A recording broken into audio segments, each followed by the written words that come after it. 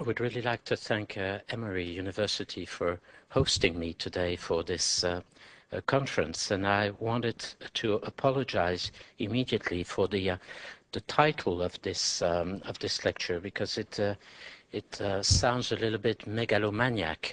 Europe, the United States, and the world. You may have the impression that you are going to see a lecturer who wants to rule the world, and this is absolutely not my intention. What I really wanted to do is to go with you through the main features of today's world, through the special perspective of this transatlantic relationship between the United States and Europe, and to try to see if we could sort of define a roadmap for the days ahead. I'll put it bluntly right from the beginning. I have a conviction. I think that we are at a time where there is a real opportunity today for Europe on one side, the United States on the other side, to work together while we face very important challenges in the year ahead. And I think this is a time that an opportunity that we never had very much in the past, and that we may never have again. So I think it is a time of major importance, a moment in our history of great importance, and my hope, my personal hope, is that we will be able to seize that opportunity in the months ahead. Let me give you just a few observations to try to underline that conviction. And I'll go through history, because I think it's usually the best way to understand where we are today. The transatlantic partnership, when we founded it, our countries all together, Europe and the United States, came at a very specific time of our history, just after the Second World War, when we were facing international context that we all know about, the Cold War, very strong division between the East and the West of Europe. And therefore we shaped accordingly our relationship, our transatlantic relationship, according to that very special context. We had a common purpose, defend the West against the communist regime and the communist bloc of on the eastern part of Europe, and fight the propaganda and fight the efforts by the Soviet Union to influence the whole continent. We had a common set of values. We were defending democracy and all the principles that go with democracy, the rule of law, justice, the dialogue, etc., etc. We had common institution, mostly NATO, but also the OECD on the economic side, where all the free market economies gathered together and tried to defend their ideas. We had also a common solidarity, that's Article 5 of NATO, it's still there today, by which we said very clearly that if one of our countries was attacked militarily, the others would come to the rescue and would defend it. And it is in that context that also we started to build what became today the European Union, but at the time was called the European Communities with an S, then became the European Community without S, because that was very much in the mind of our founding fathers, a way of organizing the western part of the continent and to bring peace and prosperity to the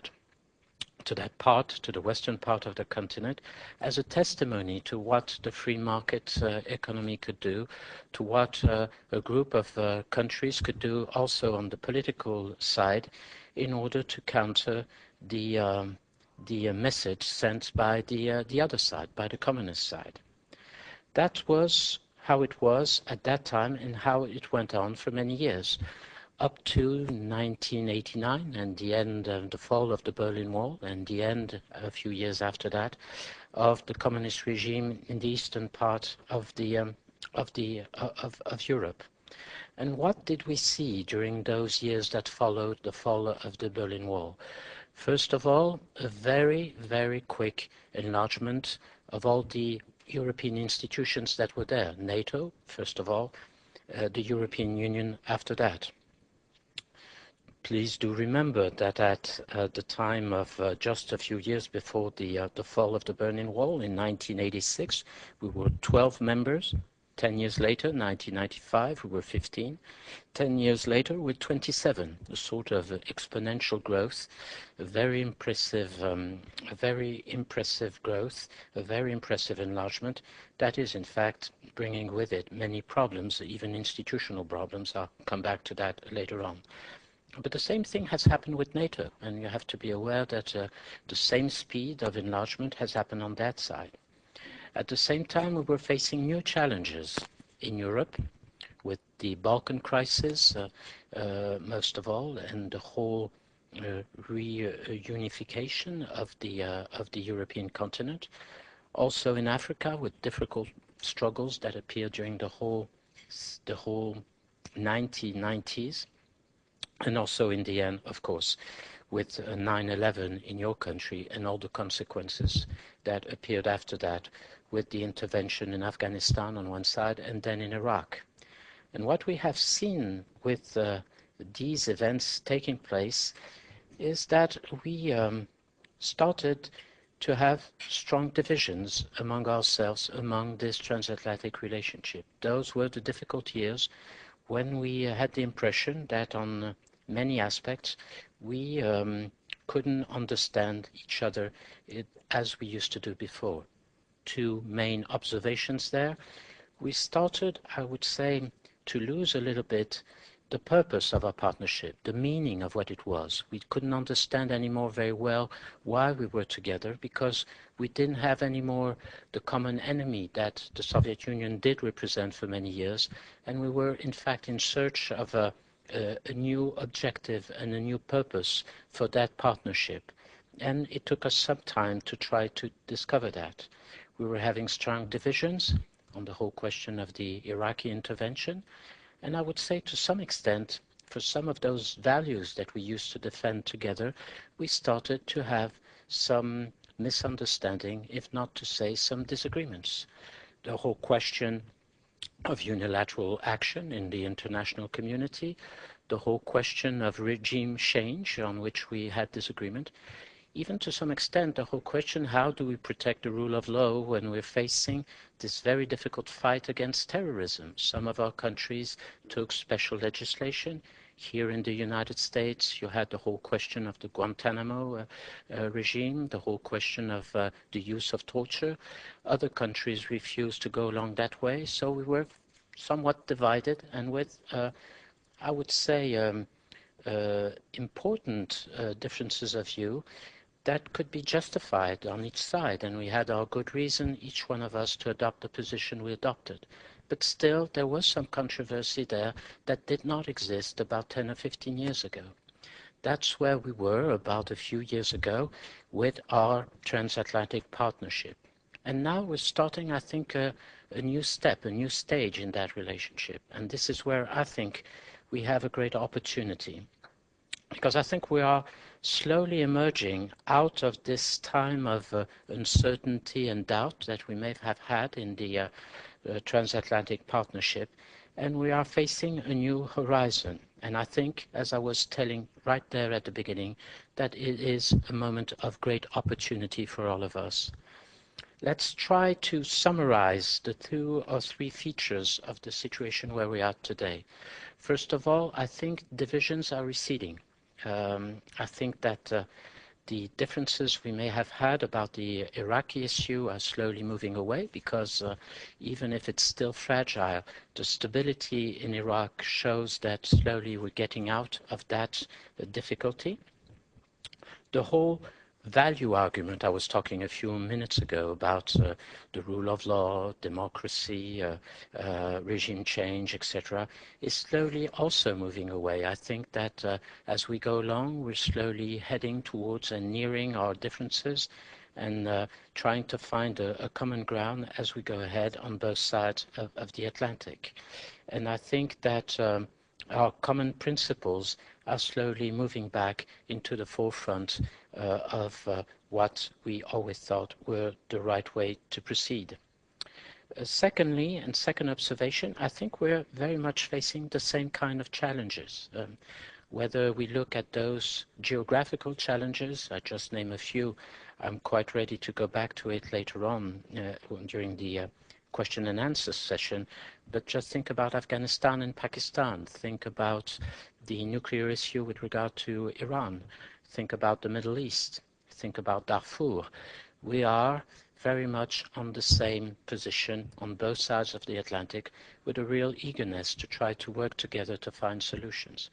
But just look also at the other kind of challenges we're facing, what I would call the horizontal one: climate change, the whole question about non-proliferation, immigration, development assistance, the financial crisis, and I'll come back to it later on. We have the very strong feeling that on all these issues, we need to work together, because no solution can be found by any one of our nations, but that we need to find a collective answer today, because in this global world, it is not very much possible anymore for one single country to find a way out of those challenges on its own. And I think my third observation is that as we're going ahead, we are discovering that this transatlantic partnership is struggling to keep its place and its role in today's world. Two observations there. The first one is, what do we represent today, both together? The United States on one side, the European nations, the 27 European nations on the other side. If you look at the size of the population, we represent something like 1/6 of the total population, 1 billion out of a little bit more than 6 billion population around the world. If we look at 20 or 30 years from now on, it will only be 1/9. We are going to see our share of the total population slowly decrease. It's the same thing with the wealth, the world wealth today. We represent something like 50% of the GDP today, of the world GDP. In 20, 30 years from now on, it will only be a third. If we want to retain a role and a part to play in tomorrow's world, we really need to stick together and to work together if we want to have our voice being heard.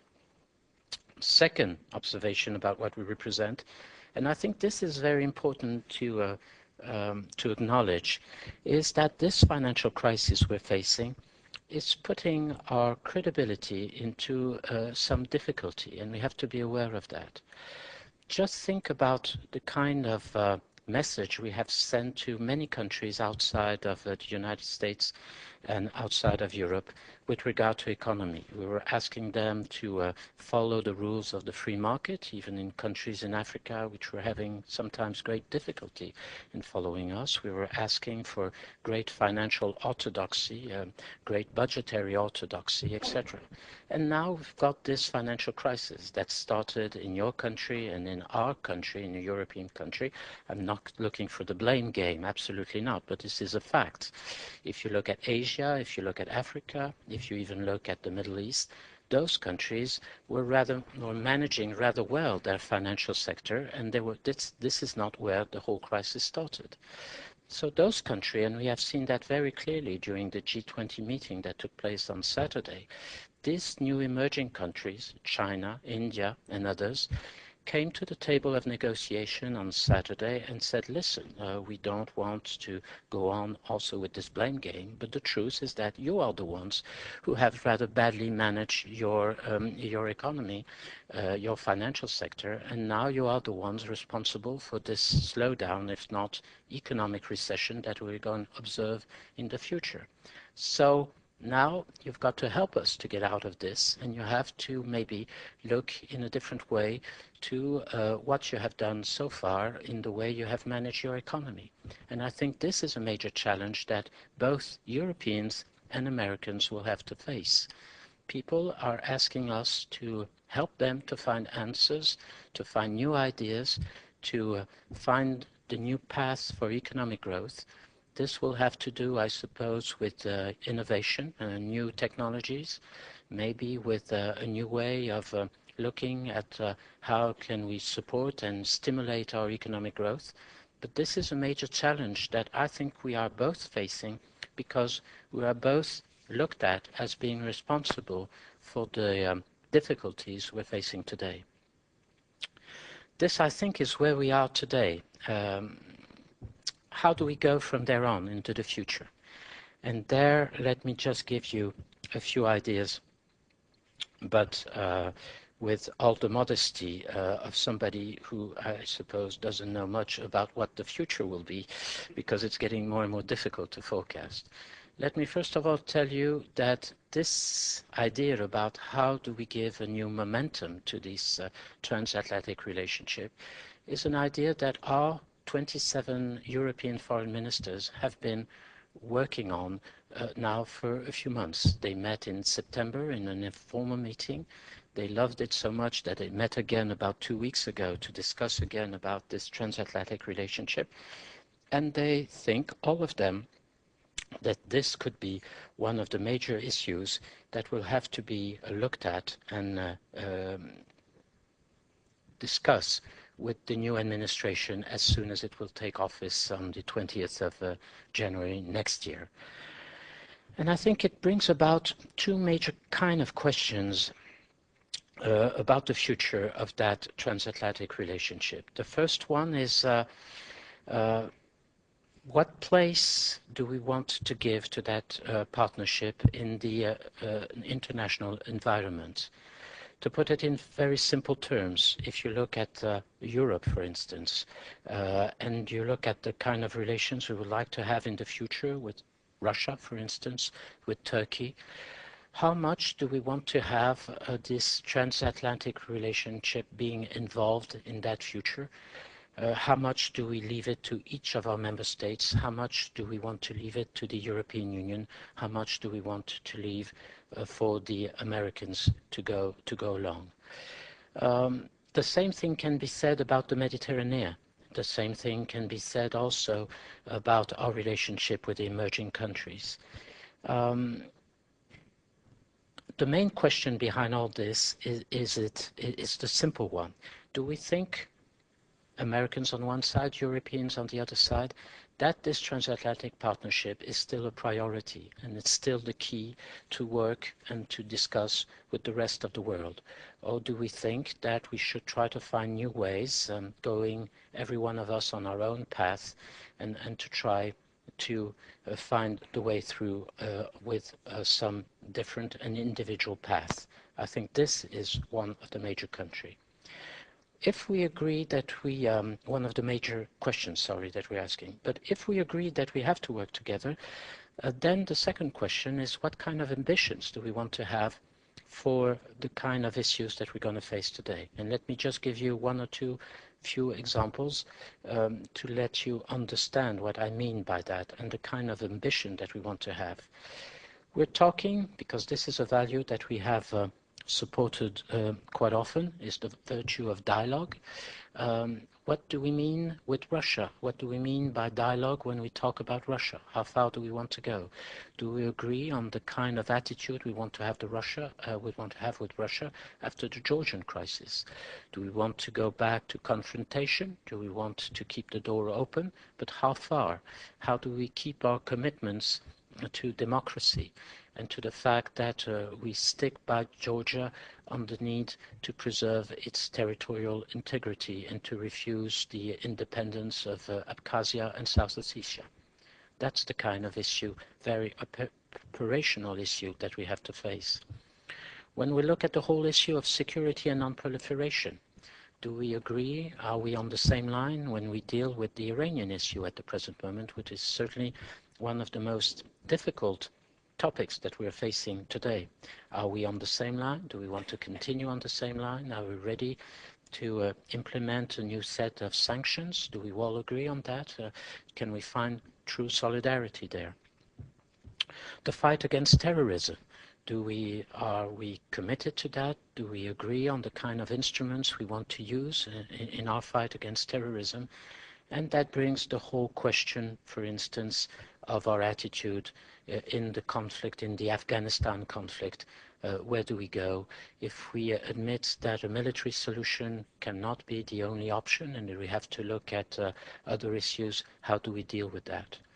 And also, with regard to this financial and economic crisis that we're facing, what kind of principles do we want to defend? Are we ready to think about more transparency, more accountability on behalf of the different economic actors? Those are the kind of questions we're facing today, and we have to be aware that if we want to give more life, a new momentum, more activity to our transatlantic partnership, these are the questions we have to look at together and to try to find solutions together also. Last observation. I think that by dealing with the transatlantic relationship, we have to understand that we are at a very important moment of choice. First of all, you're going to have a new administration that will take its office at the beginning of next year. And on the European side, we also must be aware that we're facing important choice and an important moment in our life. We have, during this recent month, got a new awareness of European possibilities. We've played a major part in the Georgian crisis. We have helped, I think, everybody to get more aware of what was the importance and the urgency of the financial crisis. So we think that maybe we could help Europeans to play a greater part. And I think we have created some sort of new confidence among Europeans as they go ahead. But let's be honest, this confidence is still very fragile. We still have a lot to do. First of all, with regard to our new institutions, the famous Lisbon Treaty, we have not yet managed to ratify that treaty. And we're still in the middle of a difficult issue, which is to work with the Irish people to see how we can keep them on board and go ahead with the implementation of that treaty and the new institutions that will follow. And we have also to be aware that we still have many shortcomings in European construction. If we look at our present situation, where we have a single currency and therefore a single monetary policy, we still have on the other side as many economic policies as we have member states, and maybe a need for greater coordination there will be more than ever necessary as we're facing this economic slowdown. But the same is true also about foreign policy. We've made a lot of progress, but we're still very far away from a common foreign policy. I'm not even talking about a single foreign policy. I'm just talking about a common foreign policy. We have made progress, but there's still a long way to go. And there is still a long way to go also to improve our defense capacities and a way of working more closely together in the military field. So I think looking at this situation, the choice today is between two paths, it seems to me. I'll leave aside the option of everybody going on its own, because I don't trust that very much. I think we are a little bit smarter than that, and that we are able to work together. But I think that the two paths are the following. Either we keep on with the present partnership, somewhat uncertain, not knowing very well where we want to go, not having redefined the real purpose of it all, but walking together on an uncertain path and going ahead, trying to agree when we see an issue arising, try to agree on a very pragmatic basis. And there is a second path, I think a more interesting one, where we revive and give new life to our partnership. But that means and that implies a clear awareness of what are our common principles, our common convictions, a clear awareness also of the common goals we want to pursue, some of those that I have mentioned a few moments ago. And I think also a clear roadmap of where we want to go from there on some of those very important issues I raised a few moments ago. And I think 4 priorities will be there very quickly. Afghanistan and Pakistan, we have to work on that together very closely. Relations with Russia, the whole question of the Middle East, the economic crisis, and I think that will be all for the time being. It's an ambitious course, of course, I know that, but I think it's a worthwhile course if we want to renew and update our partnership. I think it's worth trying to achieve it because it would bring the transatlantic partnership really in the 21st century, and it will help us to be once again a model for the rest of the world. And furthermore, I think, and I think that is very important, it would be a partnership of choice and not of necessity, a partnership that is based on a true common values. And I think this is really something that we have to look at as we go ahead. I've been very long, I apologize, but now I'm totally at your disposal to answer your questions. Thank you very much.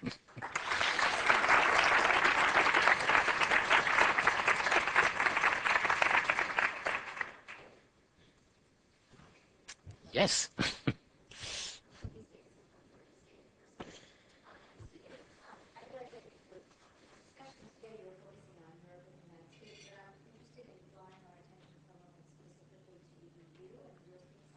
Yes. Are you optimistic about these possibilities for creating greater sense of unity in the UN in terms of foreign policy and defense policies? There were other kind of problems along the way in recent years. I'm wondering, again, are you optimistic about it? I'm optimistic if you accept the fact that it's going to take a long time as we go ahead. It is a progressive way. You know, we're living in a world where you want urgency, you want immediately your cookies, your goodies. You would like to have them immediately through internet or going outside immediately and buying whatever you want. With the European Union, it doesn't work that way. Just to give you an example, and that I always admired that when I came back to work in Brussels after leaving Brussels for 10 or 15 years, I found some of the draft regulations still on the table, people discussing more or less exactly the same points that 15 years ago when I was there. So you have to admit that it is a difficult process, because it is a process where you try to mingle together today 27 nations, tomorrow even more, which have long history, and we want to keep some and preserve some of their specificities. And I think this is something that is, first of all, normal, and something that, of course, is very difficult. But we're not really trying to create some sort of federal state. We're trying to create something totally new from 27 member states that have their own sovereignty, their own independence, their own culture, and who really want to keep that and preserve that. And one of the difficulties we have been facing recently, and I think this is what's happening today in Ireland, but this happened in France in 2005 when we had our referendum. People don't want to lose some of their traditions, some of their national features that they love and cherish, and they want to keep them, and it's normal. So it's this kind of cooperation and slow movement that we have to go on. But look, if you just listen about what we used to say, if you just remember what we used to say about 10 years ago, about how difficult it would be to try to work together, for instance, in the field of defense, and what we have been able to do recently, for instance, in Africa, with some pretty important military operation. At the moment, we're having a European force at the border between Chad and Sudan that has been very active and that has been very useful in protecting the refugees camp and controlling the border there. What we're doing in the Balkans, for instance, and what we will be doing again in the future. This was not very much credible about 10 years ago. Let me give you another example, because I find that very, very interesting. This financial crisis is pushing us very quickly ahead. When France decided to vote no in 2005, and unfortunately we had to live with that, at that time our political leaders asked us what kind of initiatives could we take to try to go ahead. And we came out with an idea that was, I must say, immediately rejected by everybody, was why not have a meeting of the Eurogroup at the levels of heads of state and government? And we were told never, never, never, because, as you know, Britain is outside the Eurogroup, so there was a major problem there that we had to solve. Germany was not very much in favor of it, and so people told us this is a non-starter. What have we done? About 1 month ago, we have organized a meeting of the Eurogroup at the level of heads of state of government. Germany was there. and Britain was there, and we managed to find one of those typical pragmatic European solutions to have Britain just there, being there without being member of the Eurogroup, because it was quite necessary, because of the importance of Britain with regard to that financial crisis, because of the initiatives that have been taken by the British Prime Minister, Gordon Brown. It was obvious that he should be there at that meeting, and we managed to do that. If 3 months ago you would have told me there's going to be a meeting at the heads of state and government of the Eurogroup, I would have laughed at you and say, no way, I've tried and it hasn't worked. It worked. So I think this is step by step the way we're going to go ahead, and I think we have to be optimistic for the future of Europe.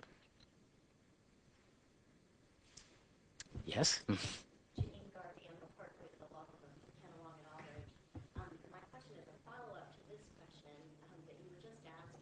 If it's going to take a lot of time, does the current for these things to happen and develop, does the current economic crisis allow for that period of time? Or will there be some initiatives that will move more quickly on, and then other things that will take more time? Do you think it's an exception? I think Europe is going to be tested on this economic crisis, and I think many of our European leaders, certainly our French president, but I suppose also the British Prime Minister, the German Prime Minister, the German Chancellor, and many others are quite aware of the urgency of working together and of increasing our coordination. Even if this forces us to invent new ways of working together, we will have to do it because I don't think we will manage to get out of that crisis alone, each one of our nations. We are facing a difficult challenge because in each of our country we have different situations.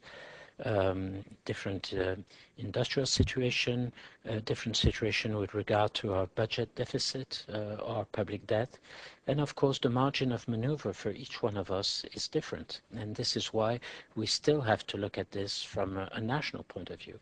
But what is important at the same time is to, first of all, exchange information of where we are, discuss together, coordinate the kind of answers we're going to give, and on some of those issues, because we're going to have to talk about what do we do with some sectors of our industry, or what you are facing today with the car industry is exactly what we're facing also in Europe. We're having the same problem. Do we bail them out? Or do we try to help them with new money to invest in the car of the future, in clean technology for the car industry?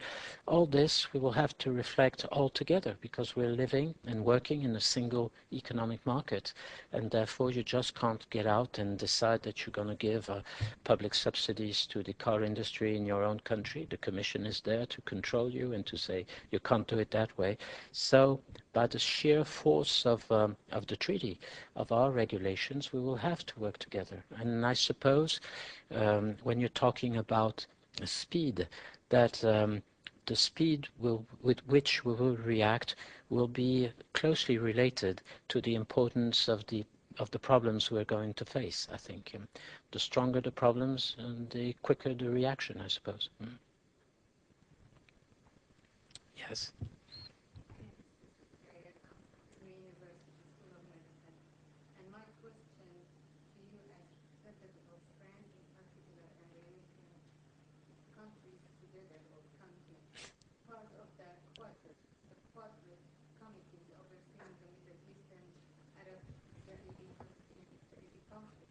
What is can do the current humanitarian crisis right now taking place in Palestinian territory, and how can we put more pressure on Israel to ease the restrictions without getting in disagreement with the rest of the quadrant?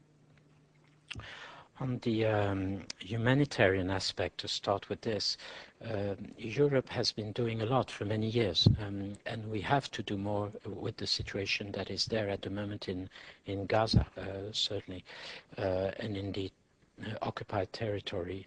We're ready to that, but the problem is, of course, the present situation there. It's not easy for NGOs and for the European assistance to get through because sometimes battles are going there. Even checkpoints are closed, so it's not always easy. But Europe is ready to go on with its humanitarian assistance. We have the possibility of doing that, and we intend to do that. The second point, and I think this is more important because it takes it goes and look at the global picture, is that the Europeans inside the quartet, as we are a member of the quartet, are really trying to push as much as possible the Annapolis process, because I think it was a good process. It has brought some good ideas, a new climate in the relation between Israel and the Palestinian leadership. But of course, now we're coming at the not at the end of the process, but at a moment where it's going to be suspended, because we have to wait for the new administration. There are the Israeli parliamentary elections, and so we have to wait for that. I think it's very important to start immediately after the Israeli elections and the new administration taking its office here. We have to go back to that process as quickly as possible. This is at least the French point of view, but I think many of our European partners agree with that. And furthermore, and this is one of those French initiatives that we have taken also, we think that maybe Europe could play a part by bringing its contribution where it could be helpful, if necessary, as we're doing at the moment by training the police in the Palestinian administration. If necessary, if there's agreement, by bringing observers or military forces, if that can be helpful, once the agreement has been reached here and there in the Palestinian territories. Those ideas are being thrown on the table now for some time. We have been discussing them among Europeans. To say that we all agree on that would be far-fetched, I must say. We still have to think about it.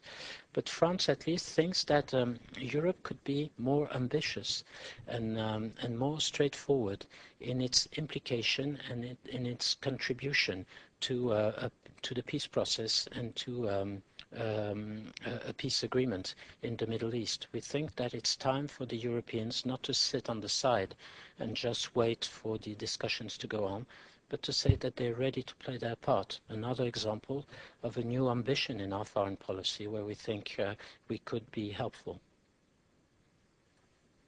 Yes, sir?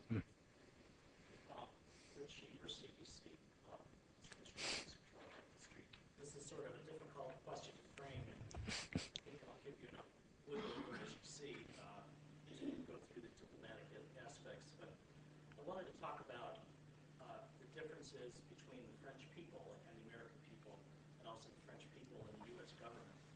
And as a person who is right in the middle of that, maybe you could tell us some things, how you and the French government perhaps see the strengths of the American people, the weaknesses of American people, the strengths of our federal government, and the weaknesses of our federal government. And also, what kind of misunderstandings do you see most commonly between the French people and the American people? And of all of that, what would you like to see the American people, or maybe the American government, if you can, work on first? So Great. Well, I thought it'd be interesting. It's a great question, a very dangerous one. You know, I could be thrown out tomorrow. But maybe I try to just throw a few answers there, a few observations. First one, and I think this is really something, I may be totally wrong, but it's something I very much believe in. Contrary to what has been said many, many times, and I'm not alone, unfortunately, in thinking that. I know a lot of French leaders and former French presidents or former French prime ministers who would agree with me. Contrary to what is quite often said, I think the French people are very much fond of your country. You know, this idea that the French are by nature sort of anti-American, I think it's totally wrong. I think there is a great admiration for your country, and in the deep heart of our people, they admire very much your country. They admire your culture. They admire even your food. I promise you. Youngsters in France are totally attracted by your country, and don't believe people who tell you the French don't hate America. This is a country where they all want to go, they all want to visit, and they all want to travel. This summer, I managed to spend a few days outside of Washington, and then I had to run back because of the Georgian crisis, unfortunately. But everywhere I went, I met French tourists traveling around this country and enjoying themselves tremendously and very happy to be here. Maybe that was due also to the exchange rate between the euro and the dollar. But still, if you look at statistics, you would be quite impressed by that. The misunderstanding maybe is due to the fact that for years and years during our history, we've had a small bunch of intellectuals in France on the right, on the extreme right and the far left, who have been notorious in their anti-Americanism. That's true. This has existed. As you may find in this country, people who just don't like France and go on repeating that this is a country of savages, France is a country of very under-civilized people, etc., etc. The truth is that at deep bottom of the French population, there is a great fondness for your country, and I think that is very important. The second point, and this is very important also, I think, to understand, is there are many misunderstandings because we are two very different countries. If only in terms of the way you're organized with the federal state and the many different states. France is totally convinced, the French are totally convinced that America on one side, France on the other side, are more or less countries of the same proportion, that we are the two major countries in the world who have the greatest influence, and that on GDP we must be not too far away from another. So my work is to make it understand that to the French people that the proportion is not exactly that way, and that you are a very different country from ours. This appeared very clearly, for instance, if you look at the whole election process you've been through. I spent a lot of time trying to explain to my interlocutors in Paris the many intricacies of your electoral system, which is simply very difficult to understand for French people because we have national elections with everything controlled by the state, from the television electoral programs right up to the electoral expenditures each candidate is allowed to do. And will you explain that in this country everything is quite free, you can do more or less whatever you want, and the electoral rules are defined by every state at the level of every state, with major differences from one state to another. People just don't believe you in France. They say this is not possible. So this can't be a presidential election with so many differences. And you have to explain that to the French people. So I think that this has a lot to do about better knowledge about each other countries, stronger information, and I think we will be able to dispel a lot of misunderstanding, therefore, which I think are not very important. On the contrary, they're very interesting to watch and to explain, because it tells a lot about the differences between our two countries. And if you, once again, you have to go back to history. If you look at what you did at the end of the 18th century, which was mostly a revolution to get away from the English king, but in order to have your individual freedom, whereas France, it was to get away from our French queen, and we beheaded him for that purpose. But at the same time, it was to create a state, and it was not about individual freedom. It was about mostly creating a state that we thought we needed for a very long time. And the whole 19th century that followed that was the way we managed to get a state very much centralized, as you know. Now we're slowly moving away from that, but this was a major historical difference that we're living with still today. Third observation, what should be the first issues that we try to work on together? My personal impression, in looking at the international scene, I think maybe the most important one, because it's the most urgent, is everything that has to deal with the economic crisis. I think we haven't maybe yet understood and assess in the proper way the importance of what is happening. This is a major crisis. We all think that we've gone through difficult times, but now the financial crisis behind us. But to be honest, and just as candid as possible, I'm not sure we're still out of it. One reason being that the nature of the financial crisis itself is something totally new.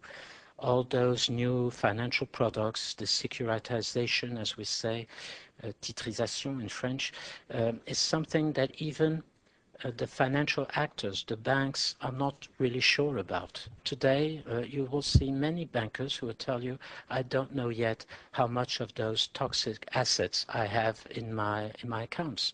And in my different products, the financial products I have in among my assets, and this is why it is so worrying.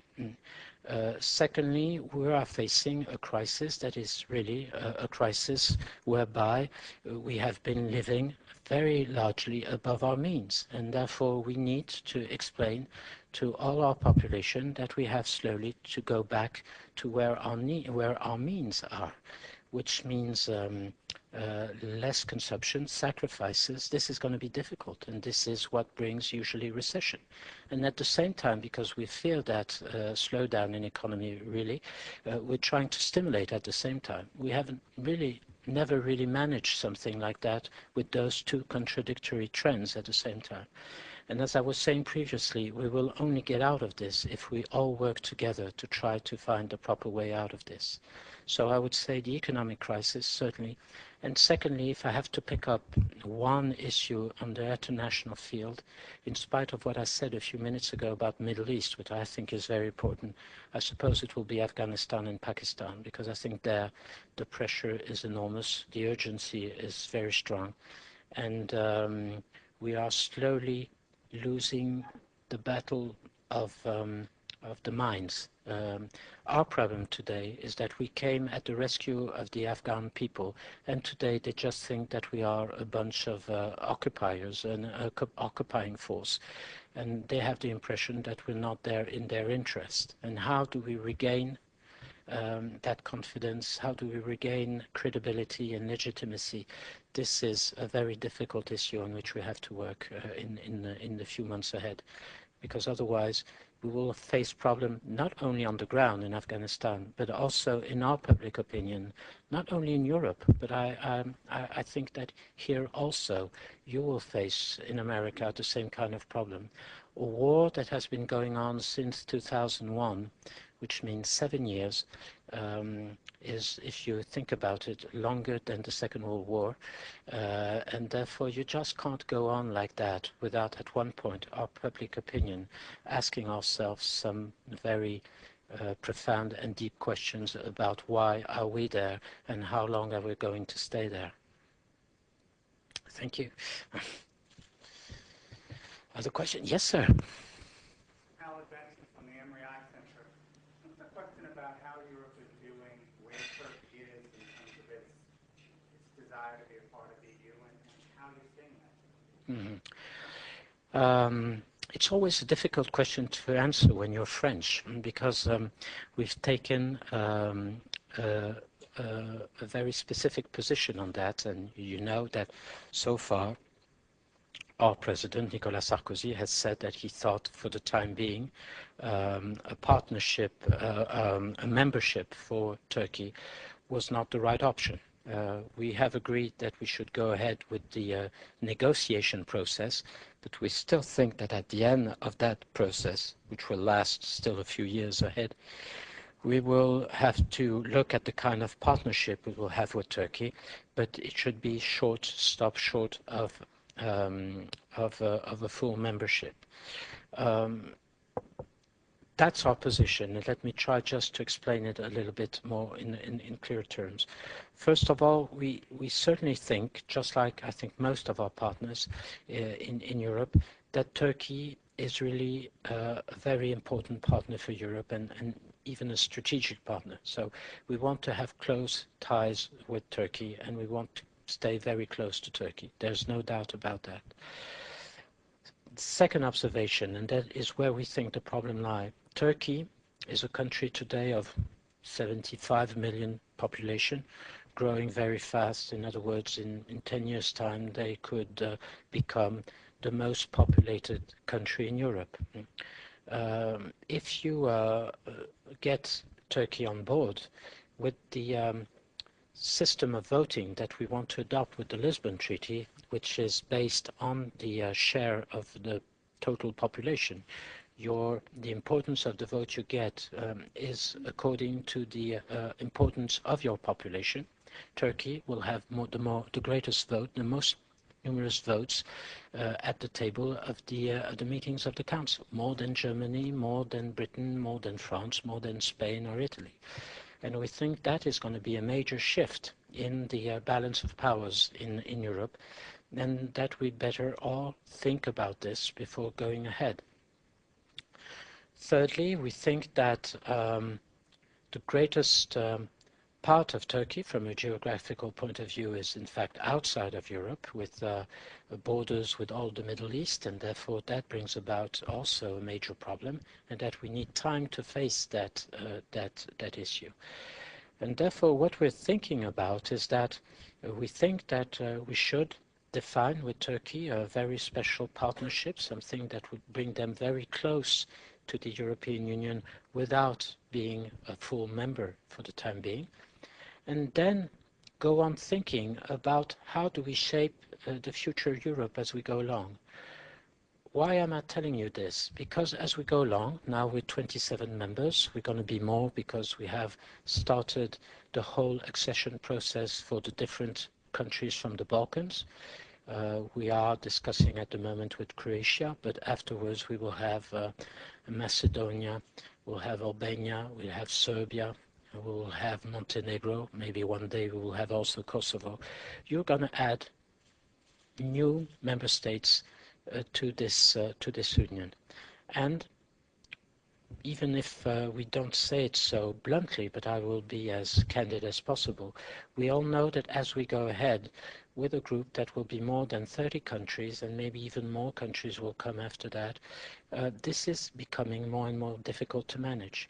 If we want to increase the ambitions of the European Union, and we see that some of those members are having difficulty to go ahead with that, by a way or another, we're going to have to invent new ways of working together, maybe more flexibility, allow some countries to work, a small group of countries to work together while the others stay outside.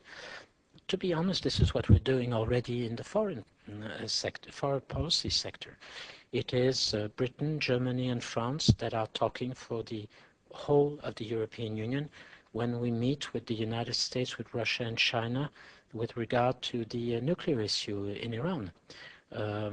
It's a small group of countries that discuss the whole question of the Balkans when we have to deal with that. We take on board the European Commission, we take on board the the High Representative for Foreign Policy, Javier Solana. They represent the whole group, and it is a small group of countries that try to go ahead and work and discuss and talk for all the others. I think we're going to see more and more of that, and maybe therefore Europe, the European Union, that will become more flexible with maybe different stages of cooperation as we go along. And I think that is this kind of scheme slowly emerged from the present day. Then it will be time maybe to look at Turkey again and to see how they can fit, how can Turkey fit into such a scheme. I'm talking about many years from now, of course, but I think this is why one should be cautious with the future of Europe and where Turkey will be there, because we haven't written the whole story yet and much still to come. Yes. Now for the last year or so, Nicolas Sarkozy has stressed time and again that he thought that India, Brazil, South Africa, of course Japan and Germany and many others, and a few others, should become permanent members of the Security Council. And with regard to the G7, we said that we stated, and Sarkozy underlined that very strongly, that it was necessary to get on board countries like China, India, once again Brazil, South Africa and others, because if you want to discuss the world economic affairs, there's no point in not having those countries on board because of what they represent today. And in fact, I think this is one of the major lessons of what happened on Saturday, this G20 meeting when all these emerging countries were there at the table.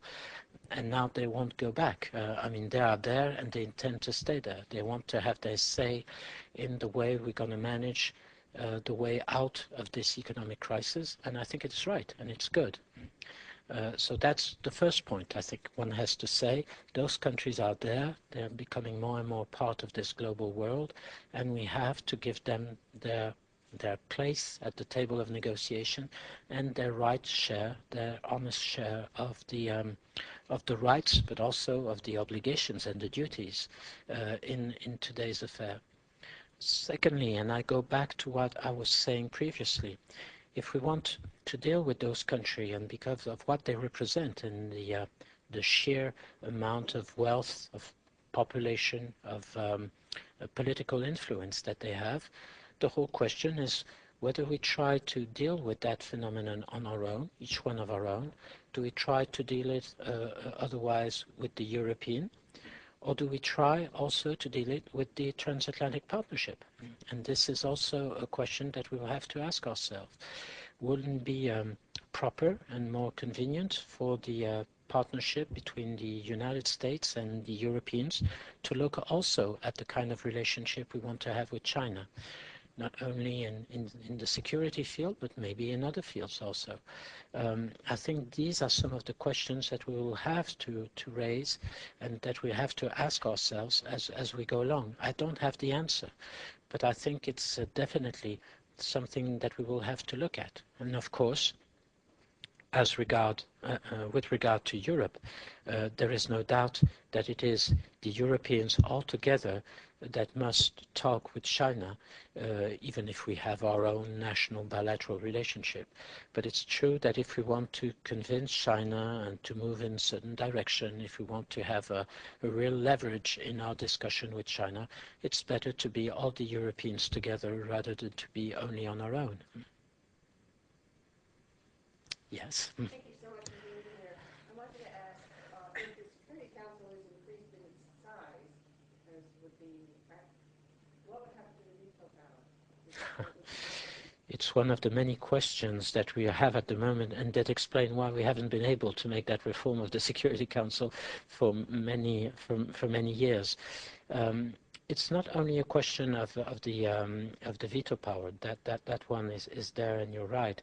And there are ways of getting through. We could have permanent members without veto power, or try to find other ways of getting through. But it's a very difficult issue. You're quite right. But there is also another problem. As you increase the numbers in the Security Council, how do you manage to still have this council manageable, of course? And it is the need to find the right balance between the credibility, legitimacy, authority of the Security Council, a Security Council where today countries like Japan, Germany, or India are not permanent members, is a Security Council that is having more and more difficulty in getting its way through. So you have to find the right balance between that set of consideration and the fact that on the other side you still got to keep this machine and this whole system manageable and efficient, which is not easy when you increase the numbers. We're seeing it in the European meetings today when we are 27. I'm not saying that because I would be opposed to the European enlargement. I think it was necessary. I think it was a very good thing. The enlargement has brought stability and prosperity to our partners from the eastern part of the continent. But the fact is that meetings, when you are 27 around the table, are becoming more and more difficult to manage, and are becoming meetings where it's very difficult to get decisions, because when you are 27 people and they all want to speak, you spend 3 hours, if only, doing the tour de table and allowing each one of them to speak. You start at 9 or 10 o'clock in the morning. When you end this tour de table, it's time to go for lunch. And therefore, you're really having a problem there. And it's even greater when you start to have meetings with foreign counterparts. Just think about meeting today of what we call the Mediterranean process. 27 countries on one side, for the European Union, 12 countries on the other side for the Mediterranean, plus representative from the Arab League and some other people. That makes 39, let's say 40 people around the table. It's getting even ludicrous to some extent to try to go on like that, because there's no way of having a really profound and interesting discussion. You maybe can try to do that during lunchtime, at the informal discussion at lunchtime, and it's even difficult if they all want to speak. So we're facing there a major challenge that we have to look at, and therefore we must try at all costs to avoid something like that happening with the Security Council. So this is the kind of balance we must find, and the fact is that today we're still very far from an agreement on that issue. I want to thank you very much, and please. Thank you.